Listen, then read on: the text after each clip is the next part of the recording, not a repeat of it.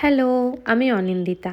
আজ বৃহস্পতিবার, তো সকাল থেকেই আজকে কিছুটা কাজ বেশিই থাকে, কারণ আজ লক্ষ্মীবার আর লক্ষ্মীর ঘট পাতার দিন। তো সকালে উঠেই আমি আজকে ভালো করে ঘরটা একটু ঝাড়ু পোছা করে নিচ্ছিলাম। তারপরে যেহেতু আজকে লক্ষ্মী পুজো, তো কাজটা একটু বেশিই থাকে। আজ বৃহস্পতিবার আর আমি একটা পিতলের ডাব অর্ডার করেছিলাম, আজকেই চলে এসেছে। ভালো দিনে আমি এখনো পুজো করিনি, পুজো এখনো হয়নি। আর আমি প্রত্যেক বৃহস্পতিবার যেহেতু লক্ষ্মীর ঘট পাতি, তো আজকেই পার্সেলটা এসেছে। বেশ ভালো দিনে আমি আজকে এই ডাবটা ইউজ করতে পারবো।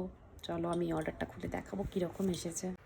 ঠাকুর ঘরটা আগে একটু ভালো করে পরিষ্কার করে নিচ্ছিলাম। দোলের দিনে আমি সমস্ত ঠাকুরকে একটু আবির দিয়েছিলাম, তাই চারি জায়গাটাই আবিরে রয়েছে।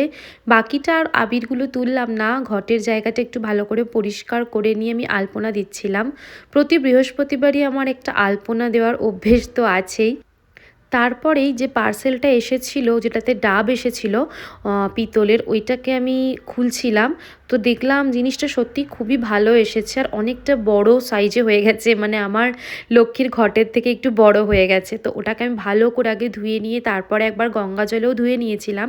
তারপরে ভালো করে লক্ষ্মীর ঘরটাকে পেতেছিলাম। কি সুন্দর লাগছে দেখো, এতদিন ডাবটা ছিল না। আর ওই যে আম পাতাটা দেখলে না, ওটাও আমি অনলাইনেই কিনেছিলাম। এর আগে বাড়ি থেকে একটা এনেছিলাম, কিন্তু সেটা না একদিন ভেঙে যায়। তারপর আমি অনলাইনে অর্ডার করি, জিনিসটা খুবই ভালো এসেছে। আর লক্ষ্মীর পাঁচালি পরাও আমার একটু অভ্যেস বৃহস্পতিবার দিনকে। তো পাঁচালিটা পরে নেওয়ার পরে চলে এসেছিলাম রান্নাঘরে। রাত্রিবেলা আজকে যেহেতু নিরামিষ, রাত্রিবেলা ভাবলাম একটু চানা মশলা টাইপ বানাবো, যার জন্য আগে ওটা ভিজোতে দিয়ে।